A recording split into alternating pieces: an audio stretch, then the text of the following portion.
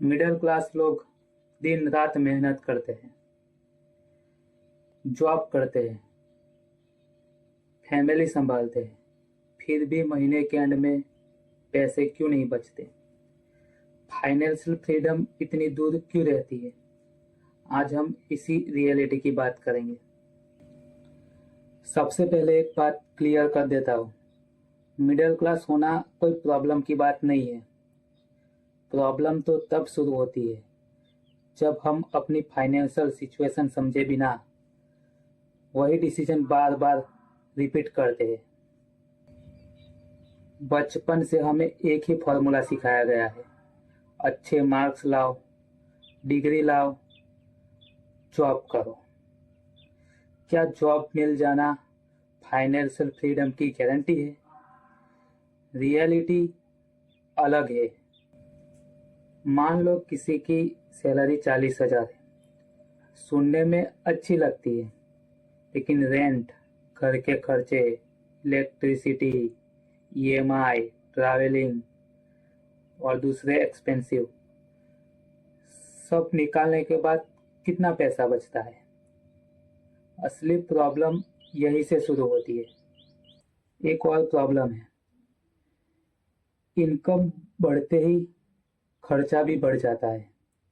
जैसे ही सैलरी बढ़ती है, नया फोन, नई bike, shopping, extra EMI.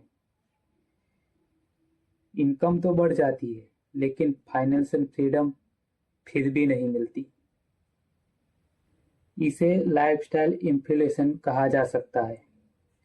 Simple language में समझो, जो चीज़ हमें पहले लग्जरीज लगती थी, वही सैलरी बढ़ने के बाद हमें ज़रूरी लगती है, और हमारी एक्स्ट्रा इनकम भी उसी में खर्च हो जाती है। सोशल मीडिया ने और कंपैरिजन बढ़ा दिया है। हम देखते हैं किसी के पास एक्सपेंसिव मोबाइल है, गाड़ी है, फॉरेन ट्रिप है, और हमें लगता है हमें भी वही लाइफस्टाइल चाहिए।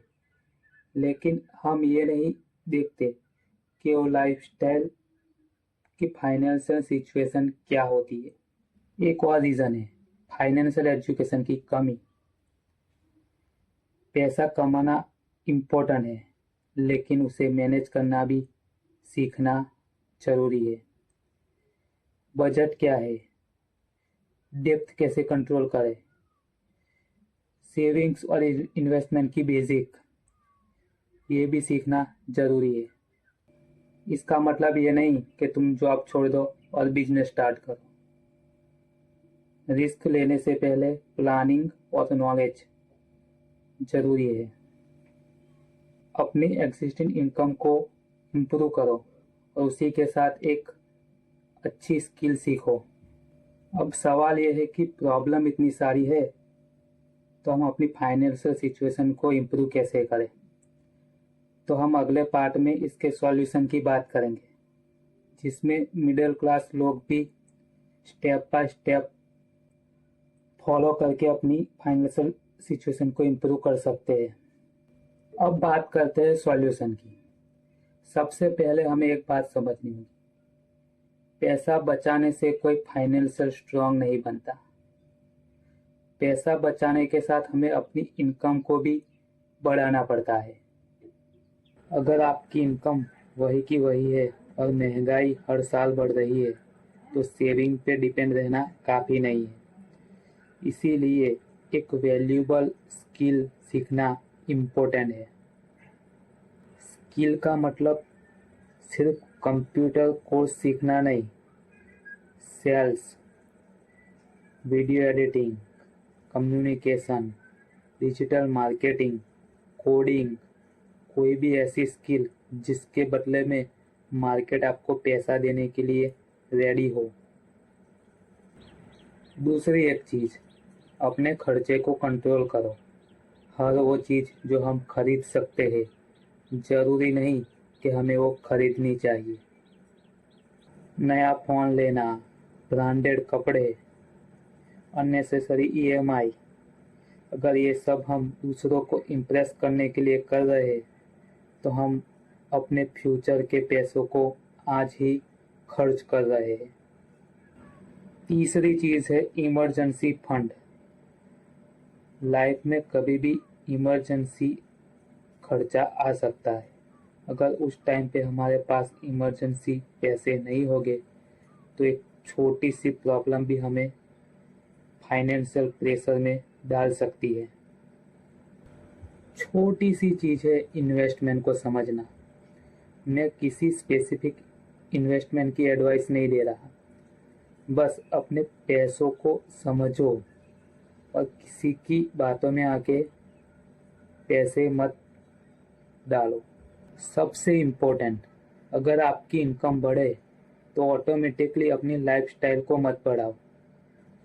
पहले अपनी फाइनेंशियल पोजीशन को स्ट्रांग बनाओ। मिडिल क्लास होना कोई प्रॉब्लम की बात नहीं है, लेकिन प्रॉब्लम तब है जब हम सालों तक अपनी फाइनेंशियल हैबिट्स रिपीट करते रहते हैं और रिजल्ट अलग एक्सेप्ट करते हैं। एक बात याद रखो, एक दिन में फाइनेंशियल फ्रीडम नहीं मिलती। छोटे decision, better skill, control spending और लॉन्ग टर्म थिंकिंग मिलकर फाइनेंशियल फ्यूचर बनता है। अगर आप भी अपनी फाइनेंशियल लाइफ को बेटर बनाना चाहते हैं तो आज ही एक छोटा सा स्टेप लीजिए। अपने खर्चे लिखिए और एक स्किल चॉइस कीजिए और अपनी इनकम बढ़ाने के लिए काम शुरू कीजिए।